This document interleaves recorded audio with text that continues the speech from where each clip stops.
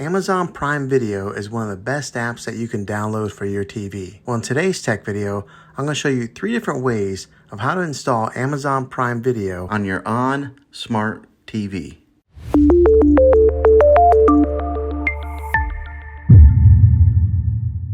It can be really frustrating if you want to watch some of the great content that is on Amazon Prime Video and you find that your TV is unable to download it. If your TV is an older model of smart TV, then it could prevent you from downloading this app.